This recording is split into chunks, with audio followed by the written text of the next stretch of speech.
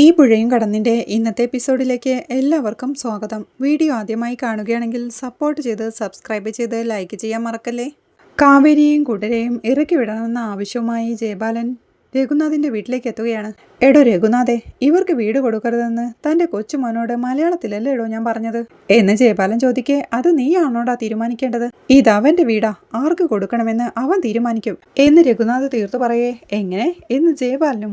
അപ്പോഴേക്കും കയ്യിലൊരു കവണയുമായി നരേനും സീറ്റ് ഔട്ടിലേക്ക് എത്തുകയാ. രഘുനാഥ് മറുപടിയൊന്നും പറയാതെ നിൽക്കുന്ന കണ്ട്, എടോ എങ്ങനെ, ആര് തീരുമാനിക്കുമെന്ന് ചോദിച്ച് ജയബാലൻ രഘുനാഥിൻ്റെ കോളറിനിട്ട് പിടിക്കുക. അത് കണ്ട് ദേഷ്യം സഹിക്കാതെ നരേനും തൻ്റെ കയ്യിലുള്ള ആ കവണ ജയബാലൻ്റെ ദേഹത്തേക്ക് എറിയുകയാണ്. ജയബാലൻ വേച്ച് വീഴാൻ പോകുമ്പോഴേക്കും കാവേരിയും കൂട്ടരും സീറ്റ് ഔട്ടിൽ നിൽക്കുന്ന നരേനെ ശ്രദ്ധിക്കുകയാണ്. ജയബാലനും എഴുന്നേറ്റ് നിന്ന് നോക്കുമ്പോഴേക്കും നരേനും മുറ്റത്തോട്ട് ഇറങ്ങി വന്ന് ജയബാലന്റെ വയറ്റത്ത് ആഞ്ഞു ചവിട്ടുമ്പോഴേക്കും ജയബാലനും നിലത്തേക്ക് മറിഞ്ഞു വീഴുകയാണ്. അത് കണ്ട് കാവേരിയും നരേനെ നോക്കി സന്തോഷത്തോടെ ചിരിക്കുകയാണ്. വീണിടത്തു നിന്നും എഴുന്നേറ്റിരുന്ന് ഡാ എന്ന് ജയബാലൻ ദേഷ്യത്തോടെ വിളിക്കുമ്പോഴേക്കും നരേൻ വീണ്ടും അയാളെ പൊക്കിയെടുത്ത് കോളറിനിട്ട് പിടിച്ചുകൊണ്ട്, നരേനാടാ ഞാൻ, നരേൻ, നിന്നോട് ഇങ്ങോട്ട് വരാനല്ലേടാ ഞാൻ പറഞ്ഞത് എന്ന് ചോദിക്കുമ്പോഴേക്കും ശിവരാജൻ അങ്ങോട്ട് ഓടിയെത്തി, എടാ മോനെ നരേനെ പിടിവിടറാ എന്ന് അപേക്ഷിക്കുന്നത് കേൾക്കെ നരേൻ ജയബാലന്റെ കവിളത്തൊന്ന് കൊടുക്കുകയാണ്. അത് കണ്ട അച്ചമ്മയും കൊള്ളാം ആൺകുട്ടി എന്ന് സന്തോഷത്തോടെ പറയുന്നുണ്ട്. വീണ്ടും നരേൻ ജയബാലന് നേരെ ചെല്ലാനൊരുക്കുമ്പോഴേക്കും ഡാ മോനെ വേണ്ടടാ എന്ന് ശിവരാജൻ പറയുന്നുണ്ടെങ്കിലും നരേൻ വീണ്ടും ജയബാലന്റെ കോളറിനിട്ട് പിടിച്ചുകൊണ്ട് നിൽപ്പാ. എടാ മോനെ നരേനെ വിട്ടേക്കടാ എന്ന് പറഞ്ഞ് ശിവരാജൻ വീണ്ടും വരുന്നുണ്ട്. നരേനും ജയബാലന്റെ ഷർട്ടിലെ പിടിവിട്ട്, നീ ആരെയാ കൈവച്ചതെന്ന് അറിയാമോടാ എന്ന് ചോദിക്കേ. നീ ആരെയാ കൈവച്ചതെന്ന് അറിയാമോടാ എന്ന് ജയബാലനും ചോദിക്കുന്നുണ്ട്. നീ ആരാണെങ്കിലും എനിക്ക് എന്താടാ എന്ന് നരേനും. നല്ല ഒന്നാം തരം ഫ്രോഡ് എന്ന് കാവേരിയും വിളിച്ചു പറയുകയാണ്. കാവേരിയുടെ ആ ശബ്ദം കേൾക്കെ നരേനും തൻ്റെ പിറകിൽ നിൽക്കായിരുന്ന ശിവരാജനെ മാറ്റി അങ്ങോട്ട് നോക്കുമ്പോഴേക്കും കാവേരിയും ഒരു പതർച്ചയോടെ, ഫ്രോഡ് ജയബാലൻ എന്ന് പറയുകയാണ്. ജയബാലനും, ഡാ നീ പുഷ്പവാടിയിലൊക്കെ ഒന്ന് ചോദിക്കടാ, അപ്പോൾ അറിയാം ഈ ജയബാലൻ ആരാണെന്ന് എന്ന് പറയുന്നുണ്ട്. പുഷ്പവാടിക്കൊന്നും വരാൻ ടൈമില്ലടോ എന്ന് നരേനും. അവന് വിട്ടേക്ക് മോനെ, അവൻ കൊള്ളരുതാത്തവനാണെന്ന് അവൻ തന്നെയാ പറയുന്നത് എന്ന് രഘുനാഥും നരേനോടായി പറയുകയാണ്. അത് കേട്ട് ജയബാലനും, അതെ ഞാൻ മോശക്കാരനാ, പക്ഷെ എത്രമാത്രം മോശക്കാരനാണെന്ന് അറിയണ്ടെന്നുണ്ടെങ്കിലേ ദേ ഇതുങ്ങളെ ഇവിടെ നിറക്കി വിടണം എന്ന് ശാരദയുടെയും മക്കളുടെയും നേരെ കൈചൂണ്ടി ജയബാലൻ പറയുന്നുണ്ട്. പരിഭ്രമത്തോടെ ശാരദ നിൽക്കുന്നത് കണ്ട് അംബികാമ്മയും, പേടിക്കേണ്ട ശാരദേ, നരൻ വന്നില്ലേ, ഇനി അവൻ നോക്കിക്കോളുമെന്ന് പറയുന്നുണ്ട്. അത് കേട്ട് നരേനും ഒരു ചിരിയോടെ പിന്നോക്കം പോയി കാവേരിയും കൂട്ടരുടെയും അരികിലേക്ക് ചെന്നു നിന്ന്, ദേ ഈ കുടുംബം ഇനി ഇവിടുന്ന് പോയാലോ ജയബാല, നീ വിവരം അറിയാൻ പോകുന്നത് എന്ന് പറഞ്ഞ് അംബികാമ്മയെ ചേർത്ത് പിടിച്ച്, എന്റെ മുത്തശ്ശി പറയുന്ന അത്രയും കാലം ഈ കുടുംബം ഇവിടെ തന്നെ താമസിക്കും, ഇത് നരേന്റെ തീരുമാനമാ എന്നവൻ പറയുകയാ. അത് കേട്ടൊരു ചിരിയോടെ ജയബാലനും അങ്ങോട്ട് വന്ന്, എടാ ഒരു ദിവസം ഇവരെ ഇവിടുന്ന് ഒഴിപ്പിക്കാൻ നിനക്ക് ഞാൻ ഒരു ദിവസം തരും എന്ന് ജയബാലൻ വെല്ലുവിളിക്കെ നരേനും ജയബാലന്റെ അരികിലേക്ക് ചെന്ന്, 10 ജയബാല, നിനക്ക് ഈ വളപ്പ് വിട്ടു പോവാനുള്ള സമയം, ഞാൻ 10 വരെ എണ്ണുന്നതിനകം നീ ഇവിടെ വിട്ട് പോയിക്കോണം എന്നവനും വെല്ലുവിളിയോടെ പറയുന്നവൾക്ക്. ഇല്ലെങ്കിൽ എന്ന് ജയബാലനും ചോദിക്കുക. നീ വന്ന വണ്ടിയിൽ തിരിച്ചു പോകുന്ന കാര്യമാ ഞാൻ പറഞ്ഞത്, ഇല്ലെങ്കിൽ നിന്നെ കൊണ്ടുപോവാൻ 108 വിളിക്കേണ്ടി വരും, ആംബുലൻസേ എന്ന് നരേൻ പറയുന്നവൾക്ക്. ഒന്ന് പോട ചെറുക്ക എന്ന് ജയബാലനും പുച്ഛത്തോടെ ചിരിയോടെ പറയുകയാ. നരേനും ഒരു ചിരിയോടെ എണ്ണാൻ ആരംഭിക്കുകയാണ്. 1, 2 എന്നൊക്കെ നരേൻ എണ്ണി തുടങ്ങുമ്പോഴേക്കും ജയബാലൻ ഒരു ചിരിയോടെ അവിടെ തന്നെ നിൽപ്പാ. എണ്ണുണ്ടെന്ന് പറയച്ചമ്മേ, ഇടിച്ചങ്ങ് ചതക്കട്ടെ എന്ന ആവശ്യത്തോടെ നിള പറയുന്നവൾക്ക് അച്ചമ്മ അവളുടെ വാപൊത്തി, യോ മിണ്ടല്ലേ മോളെ എന്ന് പരിഭ്രമത്തോടെ പറയുന്നുണ്ട്. നരേൻ 3, 4 എണ്ണി കഴിയുമ്പോഴേക്കും ശിവരാജൻ ജയപാലിന്റെ അരികിലേക്ക് വന്ന്, ഡോ ഞാൻ നരേനെ കുറിച്ച് തന്നോട് പറഞ്ഞിട്ടില്ലേ, താൻ ഇവിടെ വിഷയമുണ്ടാക്കണ്ട, പൊക്കോ എന്ന് രഹസ്യമായി പറയുന്നു. അത് കേട്ട് ജയപാലൻ ഒരു ചിരിയോടെ നരേനെ തന്നെ നോക്കി നിൽപ്പാ. നരേനപ്പോഴേക്കും 5 എണ്ണി കഴിഞ്ഞിരുന്നു. രഘുനാഥും ജയബാലിന്റെ അരികിലേക്ക് വന്ന്, ഡോ ജയബാല, താൻ വേഗം സ്ഥലം വിട്ടോ, പറഞ്ഞതുപോലെ ചെയ്യുന്നവനാ എന്റെ കൊച്ചുമോൻ, ഈ കരച്ചിലും നിലവിളിയും ഒന്നും കേൾക്കാൻ ഞങ്ങൾക്ക് വയ്യ എന്ന് പറയുന്നുണ്ടെങ്കിലും ജയബാലൻ പുച്ഛത്തോടെ ചിരിയോടെ നരേനെ തന്നെ നോക്കി നിൽപ്പാ. നരേൻ അപ്പോഴേക്കും 6 എണ്ണി കഴിഞ്ഞിരുന്നു. അത് കണ്ട് യമുനയും, പെട്ടെന്ന് എണ്ണി തീർക്കാൻ പറ ഗംഗേച്ചി, അയാൾ ഇവിടെ ഇട്ട് ചവിട്ടി തേക്കുന്നത് കാണാൻ കൊതിയായിട്ട് വയ്യ എന്ന ആവശ്യത്തോടെ പറയേ. മിണ്ടാതിരിക്കെ എന്ന് ഗംഗയും അവളെ വഴക്കു പറയുകയാണ്. നരേൻ അപ്പോഴേക്കും ജയബാലിന് അഭിമുഖമായി ചെന്ന് കൈ കെട്ടി നിന്ന് 7 എന്നെണ്ണുമ്പോഴേക്കും 8 എന്ന് ജയബാലനും. നരേനും ഒരു ചിരിയോടെ ജയബാലിനെ തന്നെ നോക്കി നിൽക്കെ ജയബാലൻ പിന്നൊക്കെ പോയി 9 എന്നെണ്ണുകയാണ്. പിന്നീട് തൻ്റെ കാറിനരികിലേക്ക് ചെന്ന് ഡോർ തുറന്ന് 10 എന്ന് ജയബാലൻ എണ്ണി തീരുമ്പോഴേക്കും ഒരു ഫൈറ്റ് മിസ്സായി എന്ന് നിളയും പറയുന്നുണ്ട്.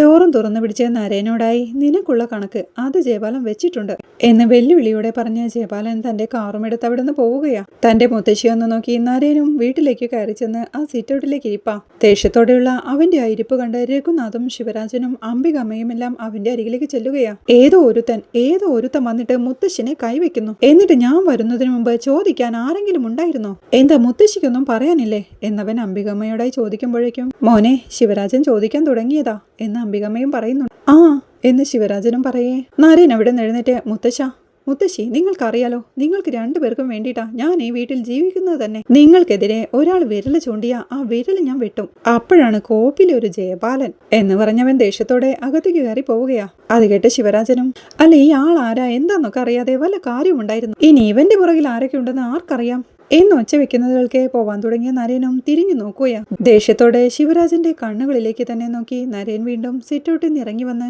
ഇളയച്ച അയാൾ ആരാണെന്നോ അയാളുടെ പിന്നിൽ ആരുണ്ടെന്നോ ഇളയച്ചൻ അറിയില്ലായിരിക്കും, പക്ഷെ ഈ നരേൻ ആരാണെന്ന് അറിയാലോ, അത് മതി എന്ന് പറഞ്ഞ് ശാരദയും കൂട്ടരെയും ഒരു നിമിഷം നോക്കി നരേൻ അകത്തേക്ക് കയറി പോവുകയാണ്.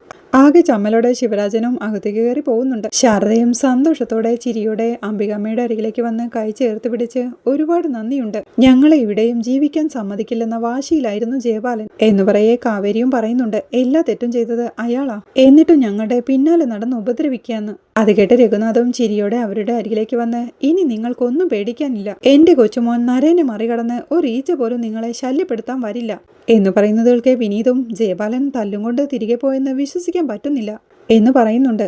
അത് കേട്ട് രഘുനാഥും ഞങ്ങളെ അവനെ പ്രാണനാ, ഞങ്ങളിൽ ഒരാളെ തൊട്ടെന്നറിഞ്ഞാൽ പിന്നെ ഞങ്ങൾ പറഞ്ഞാൽ പോലും അവൻ കേട്ടെന്ന് വരില്ല എന്ന് പറയുന്നതുകൾക്ക് കാവേരിയും സാറിന്റെ കൊച്ചുമോൻ എന്താ ചെയ്യുന്നതെന്ന് ചോദിക്കുന്നുണ്ട്. ബിസിനസ്സാ, അവന്റെ അച്ഛനും ഇത് തന്നെയാ ചെയ്തോണ്ടിരുന്നത്. ഞങ്ങൾക്ക് സ്വന്തമായിട്ട് ഒരു കമ്പനിയുണ്ട്, അതിലില്ലാത്ത ബിസിനസ് ഇല്ല. കൂട്ടത്തിലെ അവൻ സോഫ്റ്റ്വെയറിന്റെ പുതിയൊരു ബിസിനസ് കൂടി തുടങ്ങിയിട്ടുണ്ട് എന്ന് അംബികമ്മ പറയുന്നവൾക്ക് രഘുനാഥും ഇവള് ബിസിനസിന്റെ കാര്യം പറഞ്ഞ് നേരം വെളുപ്പിക്കും, അതിനു മുമ്പ് നമുക്ക് ആ പാലങ്ങ് കാച്ചാം എന്ന് പറയേ ശാരദയും കാവേരിയും എല്ലാം സന്തോഷത്തോടെ അത് സമ്മതിക്കുക. പിന്നീട് അവരെല്ലാവരും ചേർന്ന് സന്തോഷത്തോടെ വീടിന്റെ പാല് കാച്ചുകയാ. അവരുടെ സന്തോഷത്തിൽ പങ്കുചേരാനായി രഘുനാഥും അംബികമ്മയും കൂടെ തന്നെയുണ്ട്.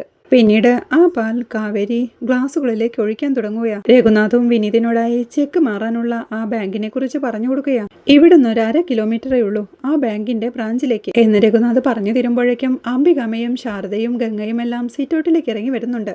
ഗംഗയെ കണ്ട് വിനീതും സന്തോഷത്തോടെ ഗംഗയുടെ അരികിലേക്ക് വന്ന് ഗംഗെ ആ ചെക്ക് കൊടുക്കാൻ ഇവിടെ തന്നെ ബാങ്കിന്റെ ബ്രാഞ്ച് ഉണ്ടെന്നാ പറയുന്നത് എന്ന് പറയുമ്പോഴേക്കും മോനെ ആ കാശ് കൊടുക്കണ്ടേ എന്ന് ശാരദ ചോദിക്കുന്നുണ്ട്. അത് കേട്ട് വിനീതും തന്റെ പോക്കറ്റിൽ നിന്ന് അഡ്വാൻസ് തുക എടുത്ത് രഘുനാഥിന്റെ കയ്യിലേക്ക് കൊടുക്കുമ്പോഴേക്കും അദ്ദേഹം അത് വാങ്ങി തന്റെ പോക്കറ്റിലേക്ക് ഇടുകയാ. അല്ല എണ്ണി നോക്കുന്നില്ലേ സർ എന്ന് വിനീത് ചോദിക്കേ. എല്ലാം ഒരു വിശ്വാസമല്ലേ വിനീതേ എന്ന് രഘുനാഥും പറയുന്നുണ്ട്.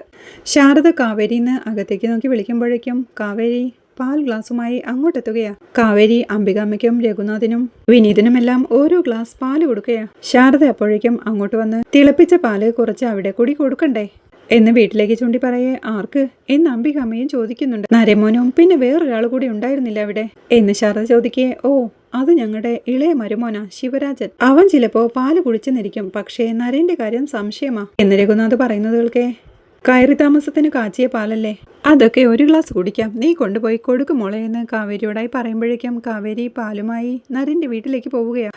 അവൾ പാൽ ഗ്ലാസ് അടങ്ങിയ ട്രേയുമായി അകത്തേക്ക് കയറുമ്പോഴേക്കും ഡൈനിങ് ടേബിളിൽ ശിവരാജൻ പത്രം വായിച്ചിരിപ്പുണ്ടായിരുന്നു. അവളെ കണ്ട് ശിവരാജൻ ചിരിയോടെ നോക്കുമ്പോഴേക്കും അവൾ ചിരിയോടെ അദ്ദേഹത്തിന്റെ അരികിലേക്ക് ചെന്ന് വീട്ടില് പാല് കാച്ചിയതാ, അത് തരാൻ വേണ്ടി വന്നതാ എന്ന് പറയേ ശിവരാജനും ചിരിയോടെ എഴുന്നേറ്റ് അത് ശരി ഇന്നായിരുന്നോ പാല് കാച്ചല് എന്ന് പറഞ്ഞ് ഒരു കപ്പ് പാലെടുക്കുകയാണ്. കാവേരി നരേനെ തിരയുമ്പോഴേക്കും അല്ല നിങ്ങൾ പുഷ്പവാടിന്നാ അല്ലയോ എന്ന് ശിവരാജനും ചോദിക്കുന്നുണ്ട്. അതെ എന്ന് കാവേരി പറയേ. അയാൾക്ക് എന്താ നിങ്ങളോട് ഇത്ര ശത്രുത എന്ന് ശിവരാജൻ ചോദിക്കുന്നുണ്ട്. എന്റെ അച്ഛൻ ഗൾഫിൽ സമ്പാദിച്ച പണമെല്ലാം അയാൾ പറ്റിച്ചെടുത്തു, അതൊക്കെ അച്ഛന്റെ മരണത്തിന് ശേഷമാ ഞങ്ങൾ അറിയുന്നത്. അച്ഛൻ വാങ്ങിച്ചൊരു തോട്ടം അയാൾ തട്ടിയെടുത്തു, അതിന്റെ പണം ഞങ്ങൾ തിരിച്ചു വാങ്ങിച്ചു, അതിന്റെ ശത്രുതയാ എന്ന് കാവേരി പറയുന്നവൾക്ക് അല്ല പണം തിരിച്ചു തന്നെങ്കിൽ പിന്നെന്തിനാ ശത്രുത എന്ന് ശിവരാജനും ചോദിക്കുക. അയാളുടെ മകളുടെ കല്യാണ മണ്ഡപത്തിലേക്കാ ഞങ്ങൾ പോലീസിനെയും കൊണ്ട് കയറി ചെന്നത്, അവിടെ ആകെ പ്രശ്നമായി എന്ന് കാവേരി പറയുന്നവൾക്ക് അല്ല പണം കിട്ടിയത് കൊണ്ട് നിങ്ങളുടെ പ്രശ്നങ്ങൾ തീർന്നിട്ടുണ്ടാവുമല്ലോ അല്ലേ എന്ന് ശിവരാജനും ചോദിക്കുക. ജയപാലിനോടുള്ള പ്രശ്നം അങ്ങനൊന്നും തീരില്ല,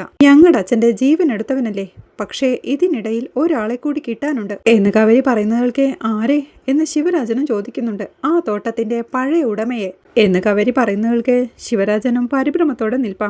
അയാളും കൂടി ഈ കള്ളത്തരത്തിന് കൂട്ടുനിന്നതല്ലേ, ഒന്ന് വിശദമായിട്ട് തന്നെ കാണണം അയാളെ എന്ന് കവരി ദേഷ്യത്തോടെ പറയുന്നവൾക്ക് എന്തിന് എന്ന് പരിഭ്രമത്തോടെ ശിവരാജനും ചോദിക്കുന്നുണ്ട്. അയാളുടെ തല തല്ലി പൊളിക്കണം, എന്നിട്ട് വിട്ടേക്കാം എന്നവൾ പറയുന്നതുകൾക്ക് ശിവരാജനും ചായ നെറുകയിൽ കയറുന്നുണ്ട്. അയാൾ ചുമയ്ക്കുമ്പോഴേക്കും എന്തു പറ്റി എന്ന് കാവേരി ചോദിക്കുന്നുണ്ട്. ഓ ഒന്നുമില്ല എന്ന് പറഞ്ഞ് ശിവരാജൻ വീണ്ടും ചായ കുടിക്കാൻ തുടങ്ങുമ്പോഴേക്കും നരേനെ തിരഞ്ഞു വീണ്ടും കാവേരി ഇതൂടി തരാനുണ്ടായിരുന്നു എന്ന് പറയേ, അയ്യോ പോകത്തില്ല മോളെ, ഷുഗർ ഇപ്പൊ തന്നെ 200-ന് മുകളിലാ, പിന്നെ ഈ ഒരു ഗ്ലാസ് ഒക്കെ കുടിക്കാന്നല്ലാതെ രണ്ടും കൂടി എന്നെ കൊണ്ട് പറ്റത്തില്ലെന്ന് കാവേരിയും പറയുകയാണ്. അല്ല അങ്കിളിനല്ല, വേറൊരാൾ ഉണ്ടായിരുന്നില്ലേ അവിടെ വന്ന് ഫൈറ്റൊക്കെ ചെയ്താ എന്നവൾ പറയുന്നവൾക്ക്.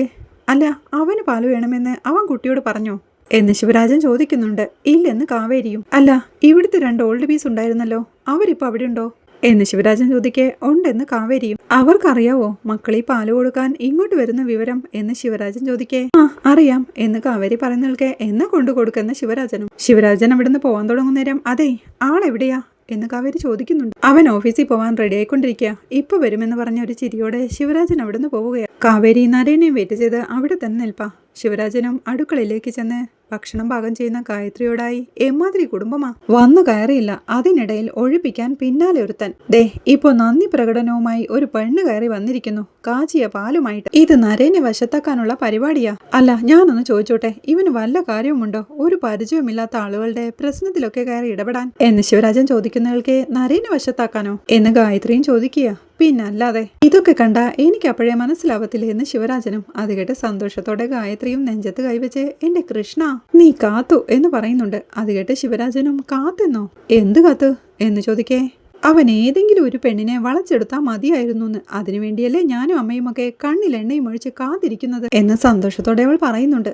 അത് കേട്ട് ശിവരാജനും നല്ല ബെസ്റ്റ് ഫാമിലി, അതെ അവര് നമ്മുടെ ഔട്ട് ഹൗസിലെ താമസിക്കുന്നതെന്ന് ഓർത്തോണം എന്ന് പറയേ. അത് നല്ലതല്ലേ, ഔട്ട് ഹൗസിൽ അങ്ങനെ ഒരു പെൺകുട്ടി താമസിക്കുന്നുണ്ടെങ്കിൽ അവളെ അവിടെ നിന്ന് ഒഴിപ്പിച്ച് ഈ വീട്ടിൽ കൊണ്ടുവന്ന് താമസിപ്പിക്കണമെന്നാ എന്റെ അഭിപ്രായം എന്ന് ഗായത്രിയും പറയുന്നുണ്ട്. അങ്ങനൊരുത്തിയെ ഔട്ട് ഹൗസിൽ കൊണ്ടുവന്ന് താമസിപ്പിക്കാനേ എല്ലാരും കൂടി പ്ലാൻ ഇട്ടത് ഓർമ്മയുണ്ടോ, എന്നിട്ട് എന്തായിടി എന്ന് ശിവരാജൻ ചോദിക്കുന്നവൾക്ക് ഗായത്രിയുടെ മുഖം വാടുകയാ.